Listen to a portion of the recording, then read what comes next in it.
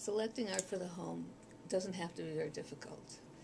And it's probably best to define what your budget is, because it can be very broad.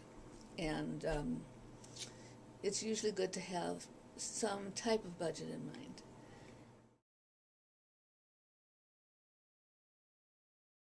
I don't like to shop art from a dollar viewpoint, but at least it gives you a point of view.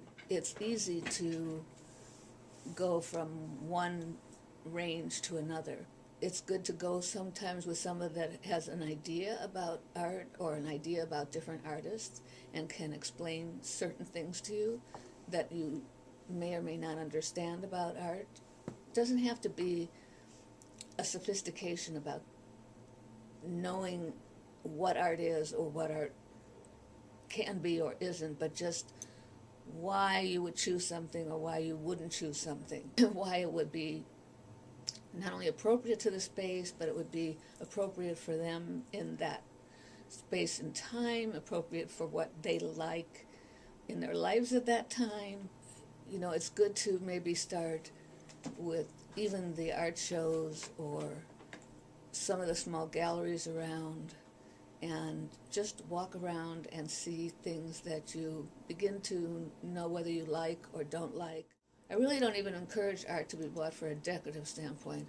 I think it should be bought so that it will enhance the environment, but not necessarily be a decorative standpoint.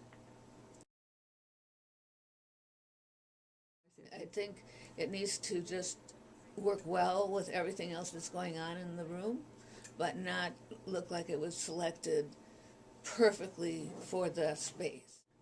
And I've often started with art and then built the house look around it.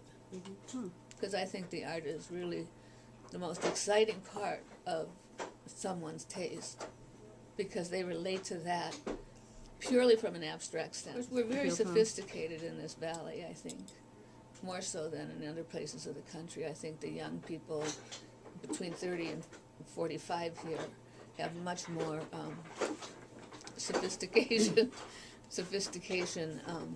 as far as wanting art, and traveling more and finding things in their travels.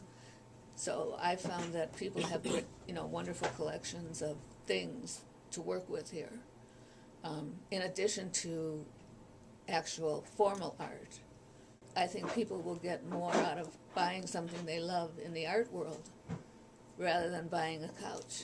The couch is what will be the plain thing, but the art is what somebody is stimulated by. And so very often, if somebody's excited by a piece of art or even a beautiful tapestry or a pillow or something, we can build on that more excitingly than we can a sofa.